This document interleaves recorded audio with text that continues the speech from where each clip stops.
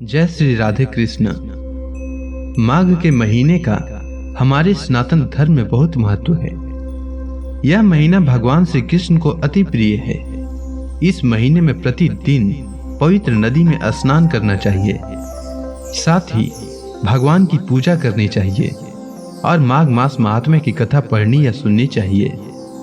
तो आज मैं आपके लिए माघ मास महात्म्य की कथा का चौथा अध्याय लेकर आया हूँ। तो आइए सुनते हैं माघ मास महात्म्य की कथा का चौथा अध्याय। श्री वशिष्ठ जी कहने लगे कि हे राजन, अब मैं माघ के उस महात्म्य को कहता हूँ जो कार्तिवीर के पूछने पर दत्तात्रेय ने कहा था। जिस समय साक्षात विष्णु के रूप श्री दत्तात्रेय सत्य पर्वत पर रहते थे, तब महिष्मति के राजा सहस्त्रार्जुन ने उनसे पूछा कि हे योगियों में श्रेष्ठ दत्तात्रेय जी, मैंने सब धर्म सुने, अब आप कृपा करके मुझे माघ मास का महात्म्य कहिए। तब दत्तात्रेय जी बोले, जो नारद जी से ब्रह्मा जी ने कहा था वही माघ महात्म्य मैं तुमसे कहता हूँ। इस कर्म भूमि भारत में जन्म लेकर जिसने माघ स्नान नहीं किया, उसका जन्म निष्फल गया। भगवान की प्रसन्नता, पापों के नाश और स्वर्ग की प्राप्ति के लिए माघ स्नान अवश्य करना चाहिए। यदि यह पुष्ट व शुद्ध शरीर माघ स्नान के बिना ही रह जाए तो इसकी रक्षा करने से क्या लाभ। जल में बुलबुले के समान, मक्खी जैसे तुक्ष जंतु के समान यह शरीर माघ स्नान के बिना मरण समान ही है। विष्णु भगवान की पूजा न करने वाला ब्राह्मण, बिना दक्षिणा के श्राद्ध, ब्राह्मण रहित क्षेत्र, आचार रहित कुल, ये सब नाश के बराबर है। गर्व से धर्म का, क्रोध से तप का, गुरुजनों की सेवा न करने से स्त्री तथा ब्रह्मचारी, बिना जली अग्नि से हवन और बिना साक्षी के मुक्ति का नाश हो जाता है। जीविका के लिए कहने वाली कथा, अपने लिए बनाए हुए भोजन की क्रिया, शूद्र से भिक्षा लेकर किया हुआ यज्ञ तथा कंजूस का धन, यह सब नाश के कारण है।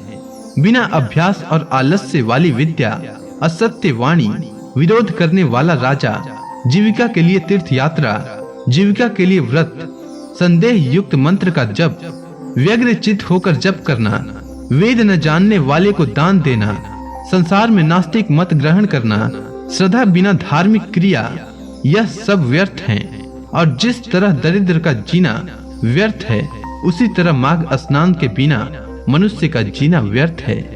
ब्रह्मघाती, सोना चुराने वाला, मदिरा पीने वाला, गुरु पत्नी गामी और इन चारों की संगति करने वाला माघ स्नान से पवित्र होता है। जल कहता है कि सूर्योदय से पहले जो मुझसे स्नान करता है, मैं उसके बड़े से बड़े पापों को नष्ट करता हूँ। महापातक भी स्नान करने से भस्म हो जाता है। माघ मास के स्नान का जब समय आ जाता है तो सब पाप अपने नाश के भय से कांप जाते हैं। जैसे मेघों से मुक्त होकर चंद्रमा प्रकाश करता है, वैसे ही श्रेष्ठ मनुष्य माघ मास में स्नान करके प्रकाशमान होते हैं। काया वचन मन से किए हुए छोटे या बड़े, नए या पुराने सभी पाप स्नान से नष्ट हो जाते हैं। आलस्य में बिना जाने जो पाप किए हों, वह भी नाश हो जाता है। जिस तरह जन्म जन्मांतर के अभ्यास से आध्यात्मिक ज्ञान की प्राप्ति होती है, उसी तरह जन्मांतर अभ्यास से ही माघ स्नान में मनुष्य की रुचि होती है। यह अपवित्रों को पवित्र करने वाला बड़ा तप और संसार रूपी कीचड़ को धोने की पवित्र वस्तु है।